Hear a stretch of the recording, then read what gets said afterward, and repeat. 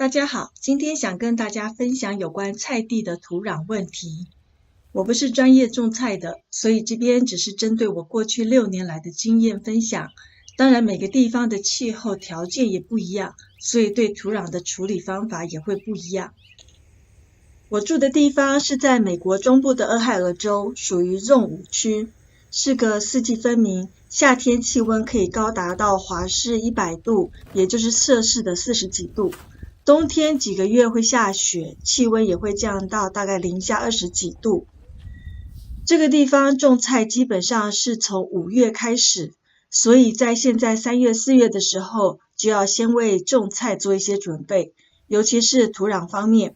如果你是住在比较热的地方，那对土壤的处理方式肯定会跟我不一样的。因为我的菜地原来是一片草地，我自己慢慢开垦成现在这个样子。给大家看看，我如果没有处理土壤，我的菜地原来的土是长这样的，很多小石头，土也是完全没有营养，黄黄黏黏的。我在还没有开始种菜之前，就先买了这个堆肥箱。每一次开垦一块地，我就会把草地挖出来，然后先用厚纸板垫在最下面，然后把枯枝烂叶还有堆肥桶里半发酵的土放一层。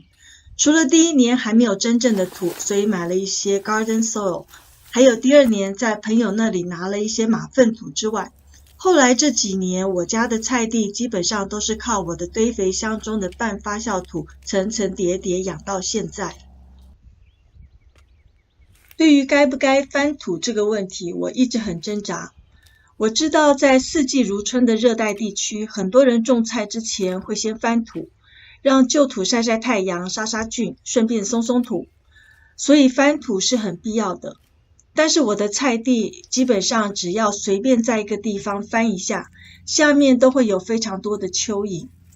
如果我翻土让旧土暴晒几天，虽然可以松土杀菌，可是好菌还有蚯蚓也会跟着被杀死。而且其实这也破坏了原本菜地里的地下工厂。大家都知道蚯蚓很重要，有很多人还会特别去养蚯蚓，或者是做蚯蚓塔。我的菜地的蚯蚓很多，所以我这几年来都不用松土，而是靠蚯蚓自动帮我松土养土。这样一来，我就必须提供蚯蚓所需要的食物，就是我的堆肥箱中的半发酵土。我以前多次介绍过我这个堆肥箱的使用，没有看过影片的朋友可以去参考看看哦。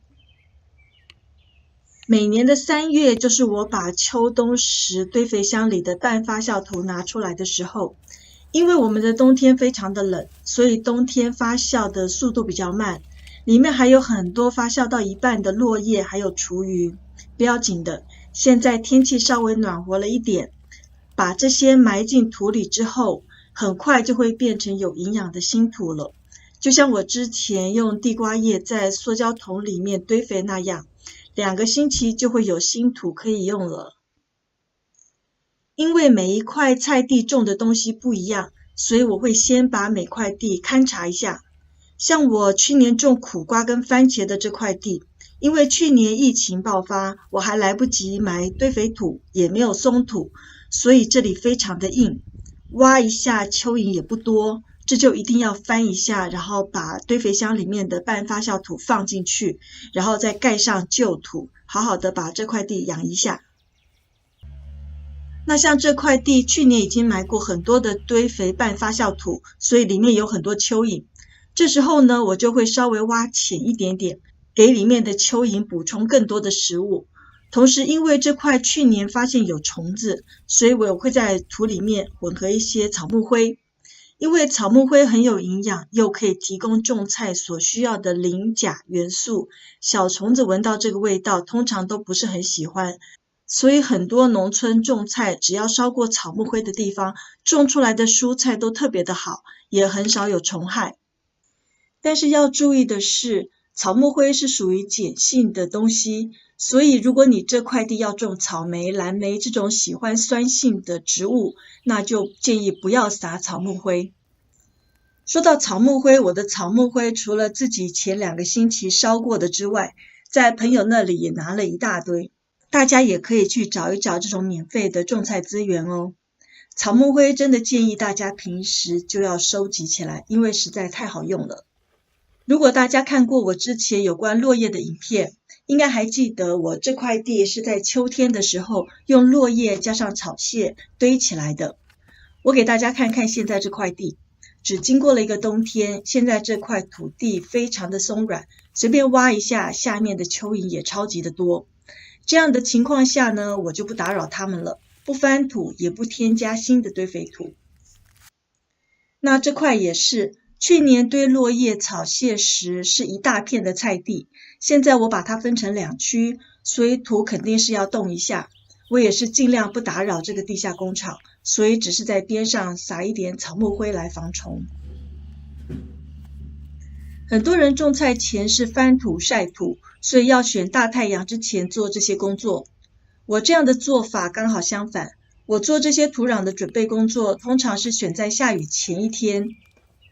或下过雨的1-2天以后，让雨水帮我们灌溉。下雨之后，这些草木灰跟半发酵的堆肥土就会渗透到整个菜地里，所以等2个星期以后可以正式种菜的时候，这些土壤也就可以使用了。其实大家不用太担心这些堆肥箱里的半发酵土会烧根的问题，我自己做这样的土壤改良已经好多年了，甚至如果你已经开始种菜，在蔬菜之间的间隔中埋下这些半发酵土，都不会有烧根的问题。因为这样的土壤改良法其实就是自然界的循环，厨余加上落叶加上没有撒过药的草屑，让蚯蚓自动帮我们翻土养土，让地下工厂帮我们改良土壤，善用草木灰来防虫养地。我喜欢用自然的方式种菜，将很多日常的厨余草木屑变成有用的肥料，最终再回到自己的菜地里滋润新的植物，对我们的地球和整个环境都是有利无害的。希望我今天的分享对大家有所帮助，感谢您的收看。如果你也喜欢种植，可以关注或订阅我，拜拜。